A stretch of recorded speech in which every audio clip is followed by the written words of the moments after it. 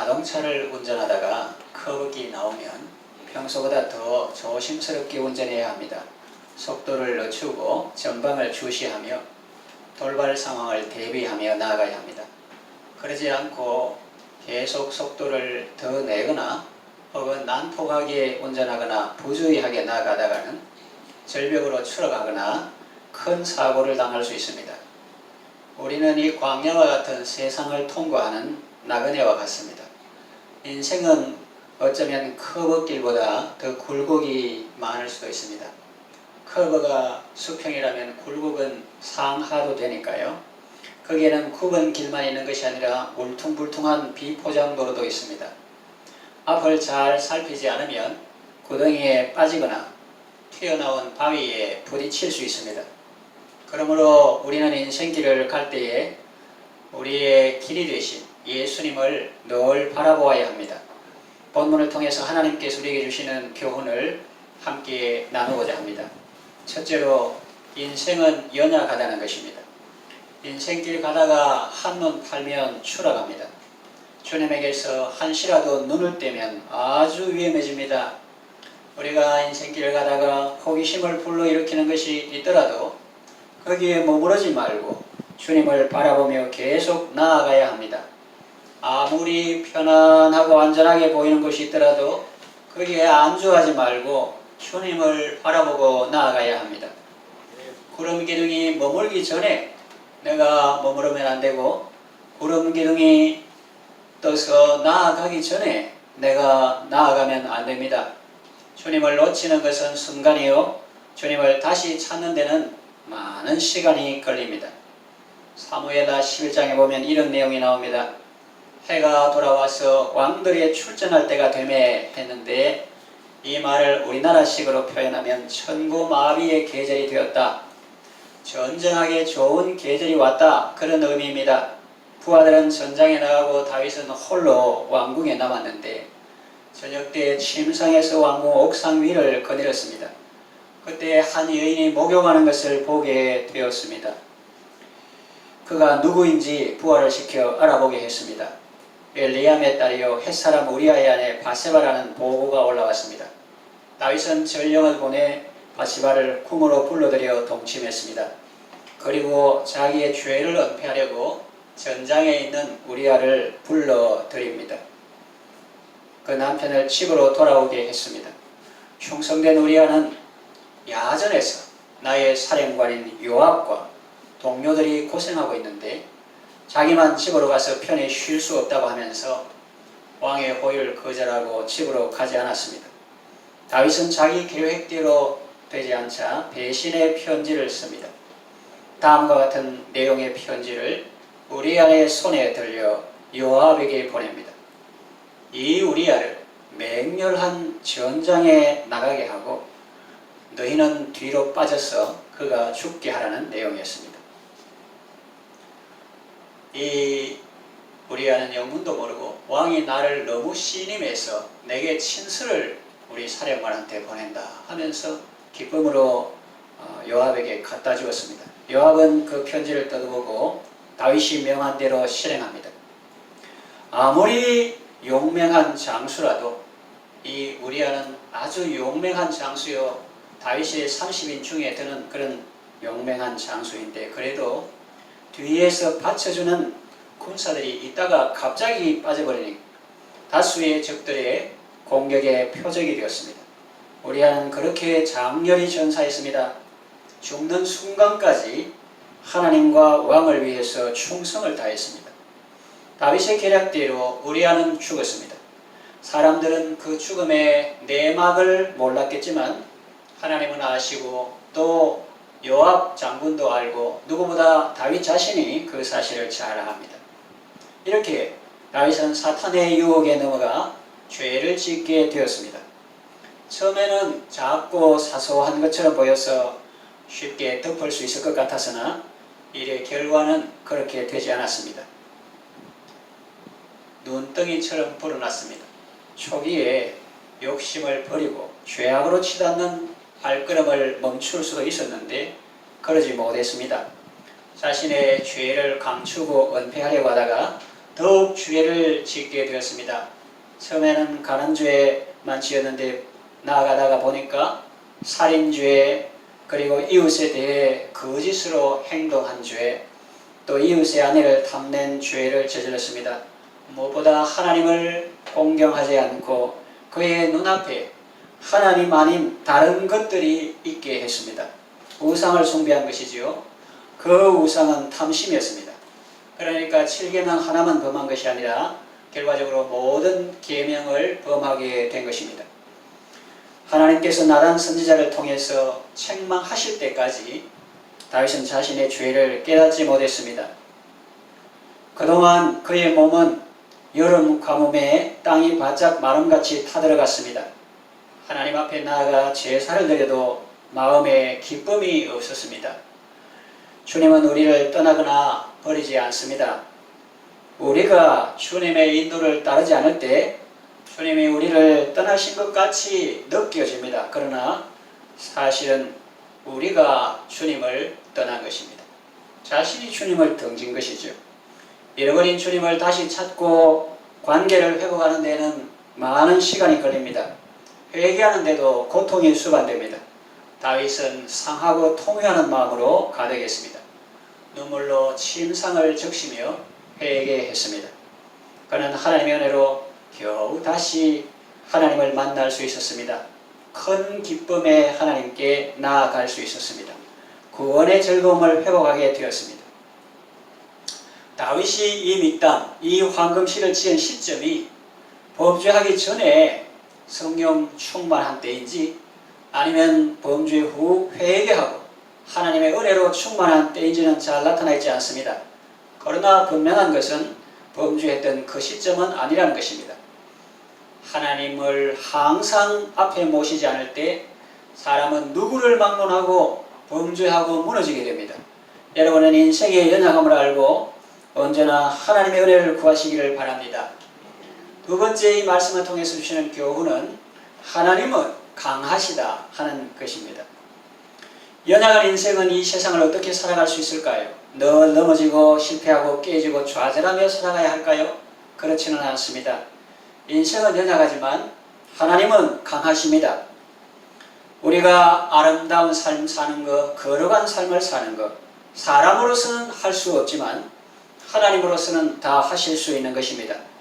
그래서 사람이 자신을 의지하면 넘어지고 실패할 수밖에 없지만 하나님을 바라보고 하나님을 의지하면 승리할 수 있는 것입니다. 다윗이 나이가 많고 늙어서 이불을 덮어도 따뜻하지 않은 때가 왔습니다.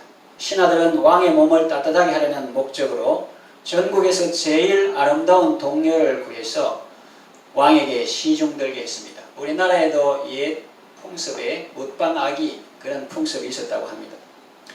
그 동료는 아기 동자인데 그 동료는 수냄 여인 아비삭입니다. 다윗은 그녀와 더불어 동침하지 않았습니다. 그는 더 이상 욕심의 사람이 아니라 사랑의 사람이 되었기 때문입니다.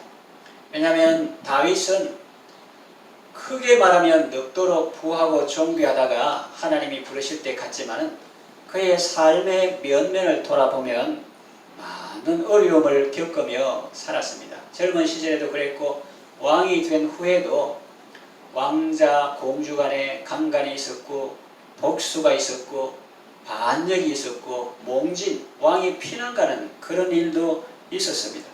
고난의 긴 터널을 통과했죠. 그때마다 그는 하나님께 기도했는데 그는 이런 수많은 슬픔과 아픔과 고난의 터널을 통과하면서 하나님은 그때마다 그를 위기에서 건져주시고 사랑으로 함께 해주셨는데 그런 과정을 거치면서 그는 죄를 미워하게 되고 하나님을 더욱 사랑하게 되었습니다. 그는 항상 하나님을 그의 앞에 모시고 살았습니다. 그리고 길을 갈 때는 항상 하나님의 손을 잡고 다녔습니다.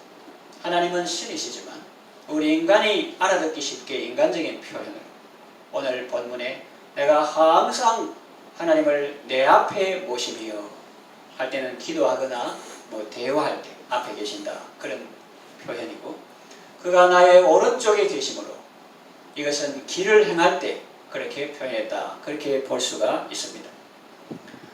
그래서 그는 항상 하나님을 앞에 모시고 살았고 길을 갈 때는 늘 하나님의 손을 잡고 동행하면서 다녔습니다. 그래서 그는 흔들리지 않을 수 있었습니다.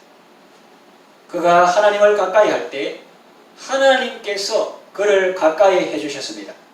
하나님께서 그의 든든한 반석이 되시고 산성이 되셔서 그를 지켜주셨습니다.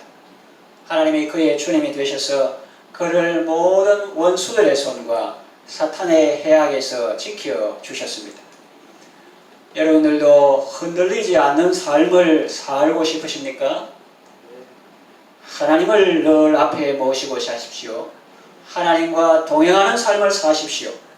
그것만이 이 험난한 세상 가운데서 흔들리지 않는 삶을 살 수 있는 비결입니다.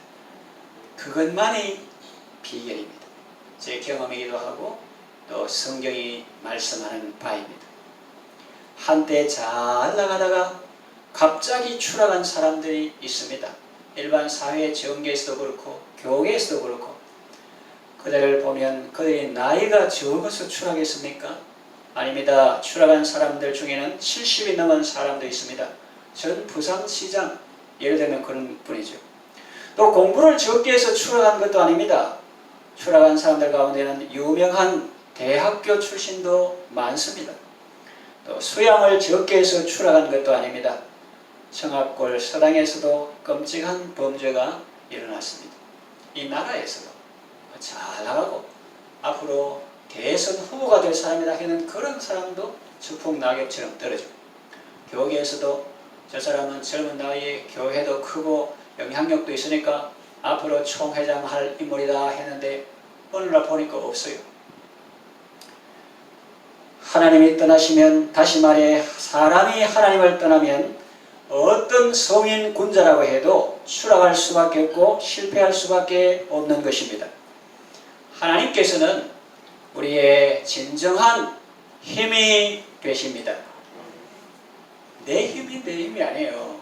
그건 초등학생이 하는 말이고 내 힘이 아니라 나의 힘은, 진정한 힘은 하나님이 나의 힘이 되신다는 것입니다. 여러분들은 우리의 힘이 되신 하나님을 찬양하며 하나님 안에서 평안하고 든든한 삶을 살아가시기를 바랍니다. 세 번째 본문을 통해 주시는 교훈은 하나님은 은혜와 사랑으로 우리와 함께 하십니다. 하나님을 모시고 사는 사람들은 고난이나 역경이 와도 흔들리지 않습니다. 왜냐하면 하나님께서 그를 꼭 붙들어 주시기 때문입니다. 사탄은 우리를 의심하게 만들고 부정적인 생각을 하게 합니다. 정말 하나님 한 분만으로 충분할까? 하나님 한 분만 모시고 살면 어떤 고난이나 역경이 와도 흔들리지 않은 삶을 살 수 있을까? 라는 생각들이죠. 아무래도 하나님 한 분만으로 부족하다고 생각하는 사람은 자기 수단이나 방법을 찾겠죠. 그러면 뭔가 되는 것처럼 보여도 결국은 실패합니다. 사탄의 전략에 말려든 겁니다. 하나님 한 분으로 충분하다고 생각하는 사람은 계속 하나님을 신뢰합니다. 하나님 모시고 그분에게서 시선을 떼지 않습니다. 그러고 있는데 무슨 일이 일어나겠냐 싶지만 그렇지 않습니다. 하나님은 자기를 변함없이 바라보고 어려운 가운데서도 하나님에게서 시선을 떼지 않고 주목하며 신뢰하는 사람을 사랑하시고 은혜를 주십니다. 좋은 것을 주십니다. 그래서 세상이 말하는 기적이 일어나는 것입니다. 이것이 바로 하나님이 그를 사랑하고 의지하는 자를 붙들어 주시는 방법입니다. 본문에 내가 흔들리지 아니하리로다 했죠. 그것은 결과로 나타나는 것이고 사실은 왜 그런 결과가 나타나느냐? 하나님께서 그를 꼭 붙들어 주시고 보호해 주시기 때문에 그가 흔들리지 않을 수 있는 것입니다. 하나님은 이런 방법으로 자기 백성들을 붙들어 주시고 보호하시는 것입니다. 예를 들어서 설명해 보겠습니다. 하나님을 모시는 사람이 늘 꽃길만 걷는 것은 아닙니다. 때로는 사망의 엄침한 골짜기를 통과할 때도 있습니다. 그러면 보통 사람들은 그때 하나님을 원망하거나 떠나갈 것입니다. 그러나 언제나 하나님을 모시고 사는 사람은 그러지 않습니다. 그럴 필요가 없습니다. 해를 두려워하지도 않습니다. 왜냐하면 그때에도 주의 지팡이와 주의 막대기가 안위하시기 때문입니다. 그때에도 라는 표현보다 그때 더욱 이라는 표현이 더 나을 것 같습니다. 우리가 위험한 것을 통과할 때 목자 되신 주님이 더욱 가까이 하시며 은혜와 사랑으로 인도하시기 때문입니다. 여러분, 성도에게 진정한 위기가 무엇일까요? 어려움을 통과할 때가 아닙니다. 아무리 어려운 곳이라도 주님이 함께 하시면, 목자 되신 주님이 계시고 함께 하시고 손잡고 그렇게 따라가는 것은, 주님과 함께 길 가는 것은 정말 즐거운 일이고 자기에게 유익이 되기 때문입니다. 성도에게 정말 위험한 것은 선한 목자 되신 주님이 자기에게는 안 계시는 것입니다. 신학적으로 말하면 하나님은 안 계신 곳이 없는 분이시지만, 경험적으로 말할 때 자신이 그 주님을 잊어버리고 자신이 그 주님을 등지고 사는 것입니다. 다시 말하면 자신이 주님을 떠나 있는 것입니다. 그 상태가 가장 위험합니다. 비록 자기가 왕궁에 있다 할지라도 그곳이 가장 위험한 곳입니다. 목자이신 주님의 인도를 따라서 사망의 엄침한 골짜기를 통과하는 것과 목자 없이 홀로 죽음의 골짜기를 통과하는 것은 하늘과 땅의 차이입니다. 하나님께서 우리에게 최고의 기쁨을 주십니다. 세상이 줄 수 없는 큰 기쁨을 주십니다. 세상이 주는 어떤 기쁨도 하나님께서 주시는 기쁨에 비견할 수 없습니다. 하나님을 기뻐하는 것이 우리의 힘입니다. 그리고 세상에서 당하는 어떤 고통도 지옥의 고통을 능가할 수 없습니다. 그러므로 세상에서 어떤 고통이나 어려움을 명해보려고 죄를 짓는 것은 어리석은 행동입니다. 세상에서 예수님 믿고 진리의 말씀대로 살다가 받는 고통이나 어려움이나 외로움은 신앙 양심 팔고 하나님 말씀 어기고 지옥 형벌 받는 고통과 비교할 수 없습니다. 더구나 전자는 다른 사람들이 겉으로 볼 때는 고난의 길처럼 보이고 풀무풀 구덩이 속이고 사자 굴속으로 보이지만, 정작 그 안에 있는 사람에게는 하나님의 방문하심과 위로하심과 하나님의 보호하심이 있기 때문에 참 아늑하고 평안하기까지 한 것입니다. 하나님의 임재하심과 동행하심은 정지된 화면이 아닙니다. 겉으로 보면 평온하고 아무 일 안 일어나는 것처럼 보일지 모르지만, 실상은 하나님께서 끊임없이 사랑과 은혜를 공급하시며 함께 교제하고 계시는 아주 역동적인 상태인 것입니다. 하나님은 그러한 방법으로 성도를 붙드시며 지키십니다. 그러니 여러분들은 어떤 상황에서도 하나님을 모시며 하나님과 동행하며 사시기를 바랍니다. 말씀을 정리 요약합니다. 옛말에 나무는 가만히 있고 싶어도 바람이 나무를 가만히 두지 않는다는 말이 있습니다. 이와 같이 우리가 이 세상을 살아가다 보면은 우리의 의지와는 상관없이 우리를 흔드는 것들이 있습니다. 우리 삶에 찾아와서 우리를 흔드는 것이 있습니다. 욥과 같이 삶을 송두리째 뿌리째 흔들어버리는 태풍 같은 고난이 올 수도 있습니다. 다니엘과 그 세 친구의 경우처럼 하나님에 대한 믿음을 흔드는 그런 고난이 올 수도 있습니다. 때로는 큰 슬픔이 찾아올 수 있고 때로는 큰 우울증이 찾아올 수 있습니다.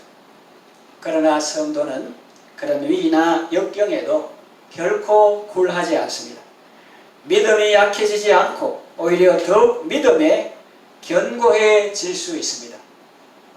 그 사람 개인의 담대함이나 지혜 때문이 아닙니다.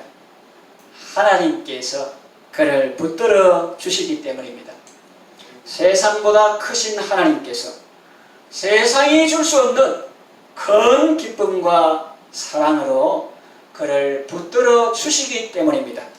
노동치 않고 십자가의 길을 걸어갈 수 있는 비결, 코람데오에서 내가 항상 여호와를 앞에 모시며 그가 너의 오른쪽에 계심으로 내가 흔들리지 아니하리로다.